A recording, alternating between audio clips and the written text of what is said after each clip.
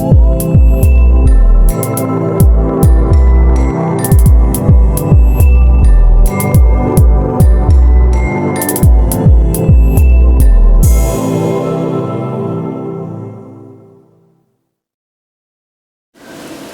Stories world voice. இது கதைகள் கேட்பதற்கான தளம். கதைகளை முழுசாக கேட்டுட்டு லைக் பண்ணுங்கள், கமெண்ட் பண்ணுங்கள், ஷேர் பண்ணுங்கள். அப்படியே சப்ஸ்கிரைப்பும் பண்ணிக்கோங்க. அதோட பெல் ஐக்கானை கிளிக் பண்ணி ஆளுங்கிறத செட் பண்ணிக்கோங்க. இனி நான் எப்போ கதை சொன்னாலும் அது உங்களோட நோட்டிஃபிகேஷனில் தெரியும். ஓகே ஃப்ரெண்ட்ஸ், இனி கதை போமா? அனைவருக்கும் வணக்கம். அமரர் கல்கியின் பொன்னியின் செல்வன் முதலாம் பாகம் புதுவெள்ளம், அத்தியாயம் 3, விண்ணகர கோயில். சில சமயம் சிறிய நிகழ்ச்சியிலிருந்து பெரிய சம்பவங்கள் விளைகின்றன. வந்தியத்தேவன் வாழ்க்கையில் அத்தகைய ஒரு சிறிய நிகழ்ச்சி இப்போது நேர்ந்தது. சாலையோரத்திலே நின்று பழுவேட்டரையின் பரிவாரங்கள் போவதை வந்தியத்தேவன் பார்த்து கொண்டிருந்தான் அல்லவா? அவன் நின்ற இடத்துக்கு சற்று தூரத்திலேயே அவனுடைய குதிரை நின்று கொண்டிருந்தது. பழுவேட்டரையின் ஆட்களிலே கடைசியாக சென்ற சிலரின் பார்வை அந்த குதிரை மீது சென்றது. அடே, இந்த குருதையை பாரடா என்றான் ஒருவன். குருதை என்று சொல்லாதேடா, குதிரை என்று சொல் என்றான் இன்னொருவன். உங்கள் இலக்கோண ஆராய்ச்சி இருக்கட்டும், முதலில் அது குருதையா அல்லது கழுதையா என்று தெரிந்து கொள்ளுங்கள் என்றான் இன்னொருவன் வேடிக்கை பிரியன். அதையும் பார்த்து விடலாமடா என்று சொல்லிக்கொண்டு அந்த ஆட்களில் ஒருவன் குதிரையை அணுகி வந்தான். அதன் மேல் தாவி ஏற முயன்றான். ஏற பார்க்கிறவன் தன் எஜமானன் அல்ல என்பதை அந்த அறிவு கூர்மையுள்ள குதிரை தெரிந்து கொண்டது. அந்த வேற்று மனிதனை ஏற்றிக்கொள்ள மாட்டேன் என்று முரண்டு பிடித்தது. இது பொல்லாத குதிரையடா, இதன் மேல் நான் ஏறக்கூடாதாம். பரம்பரையான அரச குலத்தவன் தான் இதன் மேல் ஏறலாமாம். அப்படி என்றால் தஞ்சாவூர் முத்தரையன் திரும்பி வந்துதான் இதன் மேல் ஏற வேண்டும் என்று அவன் சமத்காரமாய் பேசியதை கேட்டு மற்ற வீரர்கள் நகைத்தார்கள். ஏனென்றால் தஞ்சாவூர் முத்தரையர் குலம் நசித்து போய் 100 ஆண்டுகள் ஆகிவிட்டன. இப்போது சோழர்களின் புலிக்கொடி தஞ்சாவூரில் பறந்து கொண்டிருந்தது. குதிரையின் எண்ணம் அவ்விதம் இருக்கலாம். ஆனால் என்னை கேட்டால் செத்துப்போன தஞ்சாவூர் முத்தரையனை காட்டிலும் உயிரோடு இருக்கிற தாண்டவராயனே மேல் என்பேன் என்றான் மற்றொரு வீரன். தாண்டவராயா, உன்னை ஏற்றிக்கொள்ள மறுக்கும் குதிரை நிஜ குதிரைதானா என்று நீ பார்த்துவிடு. ஒருவேளை பெருமாளின் திருநாளுக்கு வந்த பொய்க்கால் குதிரையாய் இருந்தாலும் இருக்கலாம் என்றான் மற்றொரு பரிகாச பிரியன். அதையும் சோதித்து பார்த்து விடுகிறேன் என்று சொல்லிக்கொண்டு குதிரை மீது ஏறப்போன தாண்டவராயன் அதனுடைய வாலை முறுக்கினான். ரோஷமுள்ள அந்த குதிரை உடனே பின்னங்கால்களை 4 தடவை விசிறி உதைத்துவிட்டு ஓட்டம் பிடித்தது. குருதை ஓடுகிறதடா, நிஜ குருதை தானடா என்ற வீரர்கள் கூச்சலிட்டு உய் உய் என்று கோஷித்து ஓடுகிற குதிரையை மேலும் விரட்டினார்கள். குதிரை திருநாள் கூட்டத்துக்கிடையே புகுந்து ஓடிற்று. ஜனங்கள் அதன் காலடியில் மிதிபடாமல் இருப்பதற்காக பரபரப்புடன் அங்குமிகும் நகர்ந்து கொண்டார்கள். அப்படியும் அவர்களில் சிலர் உதைபட்டு விழுந்தார்கள். குதிரை தரிகட்டு வெறிகொண்டு ஓடியது. இவ்வளவும் வந்தியத்தேவன் கண்ணெதிரே அதி சீக்கிரத்தில் நடந்துவிட்டது. அவனுடைய முகத் தோற்றத்திலிருந்து குதிரை அவனுடைய குதிரை என்பதை ஆழ்வார்க்கடியான் கண்டுகொண்டான். பார்த்தாயா தம்பி, அந்த பழுவூர் தடியர்கள் செய்த வேலையை? என்னிடம் நீ காட்ட வந்த வீரத்தை அவர்களிடம் காட்டுவது தானே என்று குத்தி காட்டினான். வந்தியத்தேவனுக்கு ஆத்திரம் பொத்து கொண்டு வந்தது. எனினும் பல்லை கடித்து கொண்டு பொறுமையை கடைபிடித்தான். பழுவூர் வீரர்கள் பெருங்கூட்டமாய் இருந்தனர். அவ்வளவு பேருடன் ஒரே சமயத்தில் சண்டைக்கு போவதில் பொருள் இல்லை. அவர்கள் இவனுடன் சண்டை போடுவதற்காக காத்திருக்கவும் இல்லை. குதிரை ஓடியதை பார்த்து சிரித்துவிட்டு அவர்களும் விரைந்து மேலே நடந்தார்கள். குதிரை போன திசையை நோக்கி வந்தியத்தேவன் சென்றான். அது கொஞ்ச தூரம் ஓடிவிட்டு தானாகவே நின்றுவிடும் என்று அவனுக்கு தெரியும். ஆகையால் அதை பற்றி அவன் கவலைப்படவில்லை. பழுவேட்டரையின் அகம்பாவம் பிடித்த ஆட்களுக்கு புத்தி கற்பிக்க வேண்டும் என்ற எண்ணம் அவன் உள்ளத்தில் அழுத்தமாக பதிந்தது. புளியந்தோப்புக்கு அப்பால் ஜனச்சஞ்சாரம் இல்லாத இடத்தில் குதிரை சோகமே வடிவாக நின்று கொண்டிருந்தது. வந்தியத்தேவன் அதன் அருகில் சென்றதும் குதிரை கனைத்தது. ஏன் என்னை விட்டு பிரிந்து சென்று இந்த சங்கடத்துக்கு உள்ளாக்கினாய் என்று அந்த வாயில்லா பிராணி குறை கூறுவது போல் அதன் கனைப்பு தொனித்தது. வந்தியத்தேவன் அதன் முதுகை தட்டி சாந்தப்படுத்தலானான். பிறகு அதை திருப்பி அழைத்து கொண்டு சாலை பக்கம் நோக்கி வந்தான். திருவிழா கூட்டத்தில் இருந்தவர்கள் பலரும் அவனை பார்த்து, இந்த முரட்டு குதிரையை ஏன் கூட்டத்துக்கு கொண்டு வந்தாய் தம்பி? எத்தனை பேரை அதை உதைத்து தள்ளிவிட்டது என்று கூறினார்கள். இந்த பிள்ளை என்ன செய்வான்? குதிரை தான் என்ன செய்யும்? அந்த பழுவேட்டரையின் முரட்டு ஆட்கள் அல்லவா இப்படி செய்து விட்டார்கள் என்று இரண்டொருவர் சமாதானம் சொன்னார்கள். ஆழ்வார்க்கடியான் இன்னமும் சாலையில் காத்து கொண்டு நின்றான். இதேதடா சனியன், இவன் நம்மை விடமாட்டான் போல் இருக்கிறதே என்று எண்ணிய வந்தியத்தேவன் முகத்தை சுளுக்கினான். தம்பி, நீ எந்த பக்கம் போகப் போகிறாய் என்று ஆழ்வார்க்கடியான் கேட்டான்.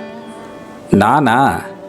கொஞ்சம் மேற்கு பக்கம் சென்று பிறகு தெற்கு பக்கம் திரும்பி சிறிது கிழக்கு பக்கம் வளைத்து கொண்டு போய் அப்புறம் தென்மேற்கு பக்கம் போவேன் என்றான் வந்தியத்தேவன். அதையெல்லாம் நான் கேட்கவில்லை. இன்று ராத்திரி எங்கே தங்குவாய் என்று கேட்டேன். நீ எதற்காக அதை கேட்கிறாய்? ஒருவேளை கடம்பூர் சம்புவரையர் அரண்மனையில் நீ தங்குவதாய் இருந்தால் எனக்கு அங்கே ஒரு வேலை இருக்கிறது. உனக்கு மந்திரம் தந்திரம் தெரியுமா என்ன? நான் கடம்பூர் அரண்மனை போகிறேன் என்பதை எப்படி அறிந்தாய்? இதில் என்ன தம்பி அதிசயம்? இன்றைக்கு பல ஊர்களிலிருந்தும் பல விருந்தாளிகள் அங்கே வருகிறார்கள். பழுவேட்டரையும் அவர் பரிவாரமும் அங்கேதான் போகிறார்கள். மெய்யாகவா என்று வந்தியத்தேவன் தன் வியப்பை வெளியிட்டான். மெய்யாகத்தான். அது உனக்கு தெரியாதா என்ன? யானை, குதிரை, பல்லக்கு, பரிவட்டம் எல்லாம் கடம்பூர் அரண்மனையைச் சேர்ந்தவைதான். பழுவேட்டரையரை எதிர்கொண்டு அழைத்து போகின்றன. பழுவேட்டரையர் எங்கே போனாலும் இந்த மரியாதையெல்லாம் அவருக்கு நடைபெற்றே ஆக வேண்டும். வந்தியத்தேவன் மௌன யோசனையில் ஆழ்ந்தான். பழுவேட்டரையர் தங்கும் இடத்தில் தானும் தங்குவதென்பது எளிதில் கிடைக்கக்கூடிய வாய்ப்பு அல்ல. அந்த மாபெரும் வீரருடன் பழக்கம் செய்து கொள்ள ஒரு சந்தர்ப்பம் கிடைத்தாலும் கிடைக்கலாம். ஆனால் அவருடைய முரட்டு பரிவாரங்களுடன் ஏற்பட்ட அனுபவம் இன்னும் அவனுக்கு கசந்து கொண்டிருந்தது.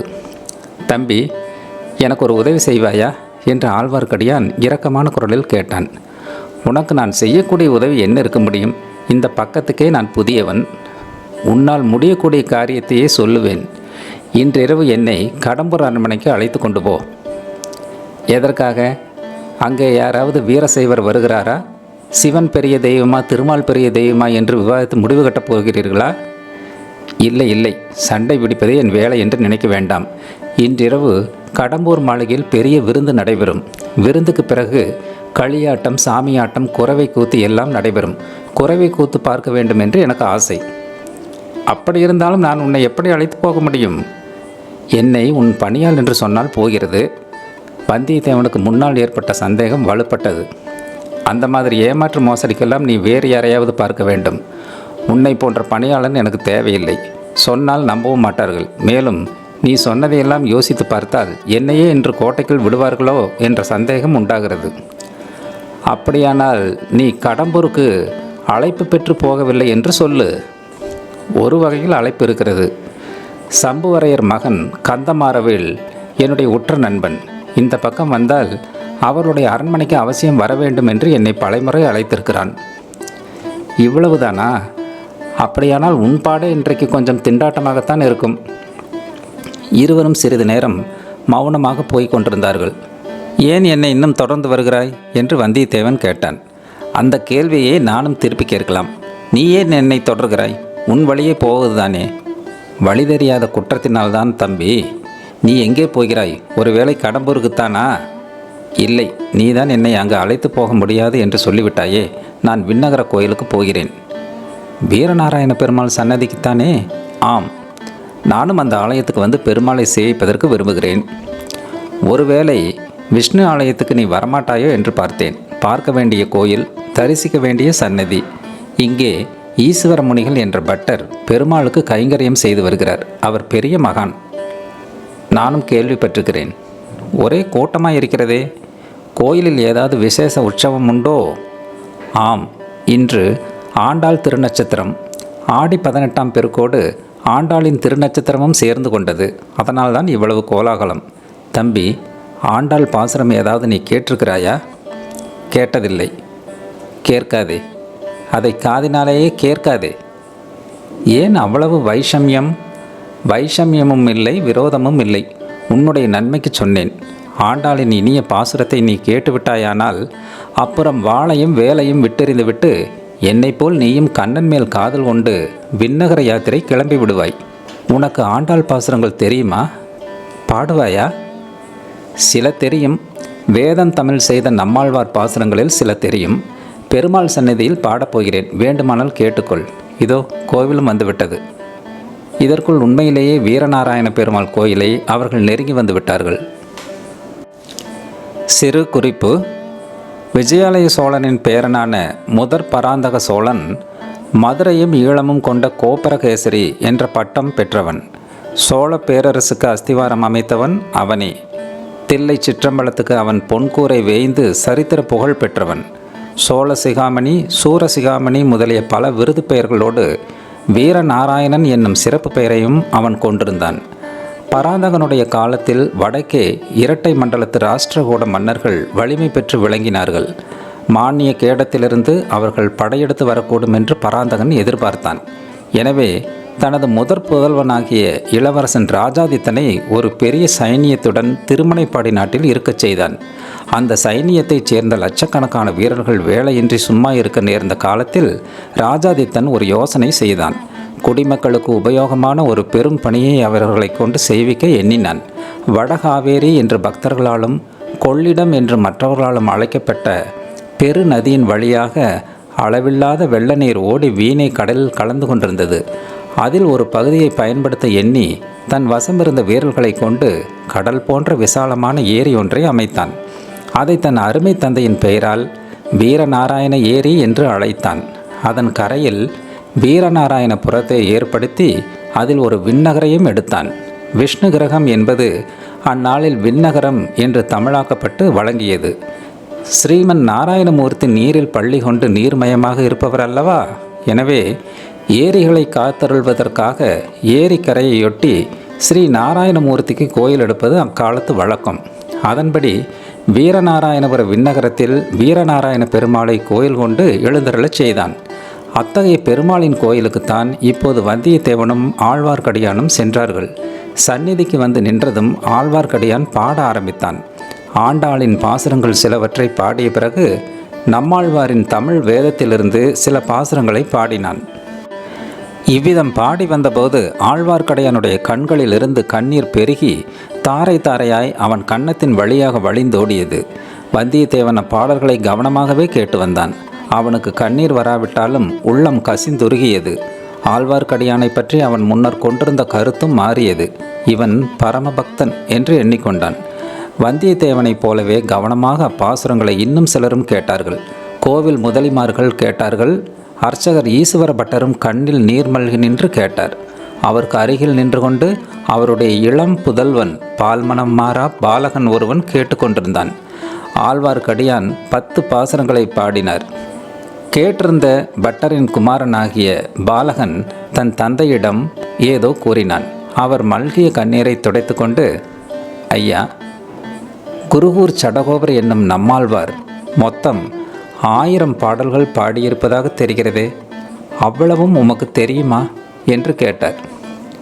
அடியேன் அவ்வளவு பாக்கியம் செய்யவில்லை, சில 10கள் தான் எனக்கு தெரியும் என்றான் ஆழ்வார்க்கடியான். தெரிந்த வரையில் இந்த பிள்ளைக்கு சொல்லிக் கொடுங்கள் என்று கேட்டுக்கொண்டார் ஈஸ்வரமுனிகள். குறிப்பு: இந்த ஊர் பல பெருமைகளை அடையப் போகிறது.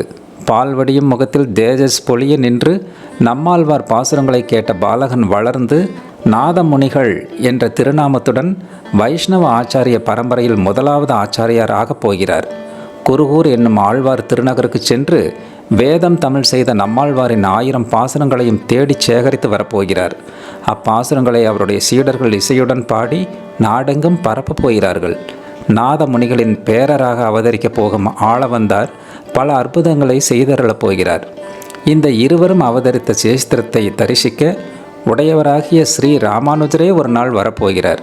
வரும்போது வீரநாராயண ஏரியையும் அதன் 74 கணவாய்களையும் பார்த்து அதிசயிக்கப் போகிறார். ஏரி தண்ணீர் 74 கணவாய்களின் வழியாக பாய்ந்து மக்களை வாழ வைப்பது போலவே நாராயணனுடைய கருணை வெள்ளத்தை ஜீவகோடிகளுக்கு பாயச் செய்வதற்காக 74 ஆச்சாரிய பீடங்களை ஏற்படுத்த வேண்டும் என்று அம்மகானின் உள்ளத்தில் உதயமாகப் போகிறது. அதன்படியே 74 சிம்மாசனாபதிகள் என்ற பட்டத்துடன் வைஷ்ணவ ஆச்சாரிய புருஷர்கள் ஏற்பட போகிறார்கள். இந்த மகத்தான நிகழ்ச்சிகளை எல்லாம் வைஷ்ணவ குரு பரம்பரை சரித்திரம் விவரமாக சொல்லட்டும் என்று நாம் விட்டுவிட்டு மறுபடி வந்தியத்தேவனை கவனிப்போம்.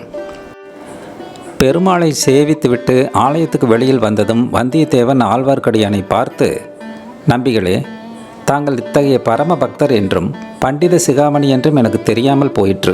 ஏதாவது அபச்சாரமாக நான் பேசியிருந்தால் மன்னிக்க வேண்டும் என்று கேட்டுக்கொண்டான். மன்னித்து விடுகிறேன் தம்பி. ஆனால் இப்போது எனக்கு ஒரு உதவி செய்வாயா? சொல்லு. தாங்கள் கேட்கும் உதவி என்னால் முடியாது என்று தான் சொன்னேனே, நீங்களும் ஒப்புக்கொண்டீர்களே. இது வேறு விஷயம். ஒரு சிறிய சீட்டு கொடுக்கிறேன். கடம்பூர் அரண்மனையில் நீ தங்கினால் தக்க சமயம் பார்த்து ஒருவரிடம் அதை கொடுக்க வேண்டும். யாரிடம்? பழுவேட்டரையரின் யானைக்கு பின்னால் மூடு பல்லக்கில் சென்றாலே அந்த பெண்மணியிடம். நம்பிகளே, என்னை யார் என்று நினைத்தீர்கள்? இம்மாதிரி வேலைக்கெல்லாம் நான் தானே அகப்பட்டேன். தங்களை தவிர வேறு யாராவது இத்தகைய வார்த்தையினிடம் சொல்லியிருந்தால்? தம்பி, படபடப்பு வேண்டாம். உன்னால் முடியாது என்றால் மகராசனாய் போயிட்டு வா. ஆனால் எனக்கு மட்டும் இந்த உதவி நீ செய்திருந்தால் ஏதாவது ஒரு சமயத்தில் உனக்கும் என் உதவி பயன்பெற்றிருக்கும். பாதகமில்லை, போய் வா. வந்தியத்தேவன் பிறகு அங்கே ஒரு கணம் கூட நிற்கவில்லை. குதிரை மீது தாவி ஏறி விரைவாக அதனை விரட்டி கொண்டு கடம்பூரை நோக்கி சென்றான்.